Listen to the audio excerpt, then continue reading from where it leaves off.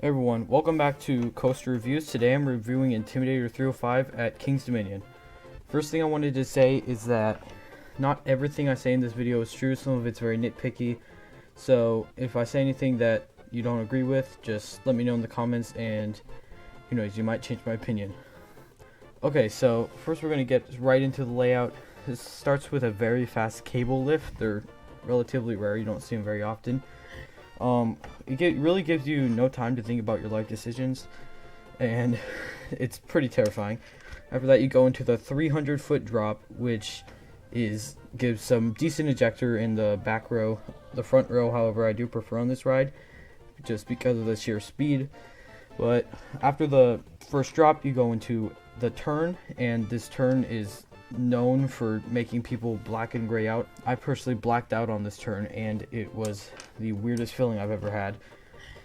And it's probably my favorite moment of the ride because of the intensity.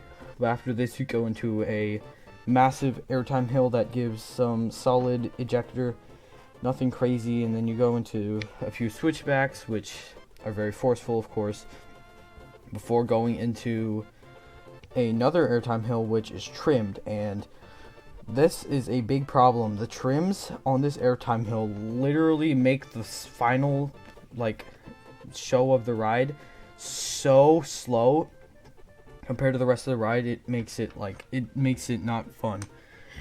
So the rest of the ride after the trims is pretty lame. It's just some more switchbacks going to the brake section. Now, for starters, this ride usually never has a long line. So if you see it and it doesn't have a long line, you might as well get in line. It's not gonna get any bigger. Second is that this ride is imposing. You look at it and it's just terrifying. So be warned, it's much taller than it looks. Especially since it only has two supports on the entire lift hill, makes it gives it a wow factor. This ride, I think, is the most intense coaster in Virginia and possibly in the entire world, depending on who you ask. Though I'm pretty sure most agree that it is the most intense coaster in the world, so if you're sensitive to that kind of stuff, this is not going to be your favorite ride at all. I know some people who call this the best coaster in the state, which I can totally see your argument for, but I feel like it doesn't. The ride is more completely focused on intensity. There's really no crazy airtime moments or anything. It's just pure intensity. Which, if you like that, this will probably be one of your favorite rides. If not, then you probably might want to not get your hopes too high for this ride. Obviously, this ride is themed to Dale Earnhardt, the Intimidator. It's themed to NASCAR, which I think has a perfectly fitting theme because of the intensity and speed of the ride.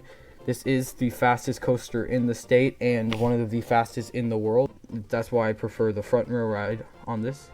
The operations are alright, but there is little to no theming like with Pantheon in the same state. So for the layout of this ride, I'm going to give it a 6 out of 10. This layout is good for intensity, but it lacks most other forces, including airtime. It has some decent ejector, but that's really it.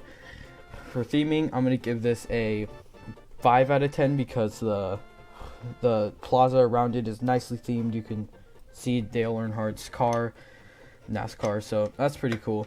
But yeah, I would give this ride a solid 8 out of 10. I don't think it's the best in the state. I have it at number 3 in the state, but it is definitely an amazing ride, especially if you like intensity. If you like intensity, this will probably be your number 1. I think this is a one-of-a-kind experience, but I don't think it's as good as most people say it is. It's still an absolutely fantastic ride, but that's what I think. Anyways, let me know in the comments if you agree with my opinions and what you thought of this review. But anyways, goodbye.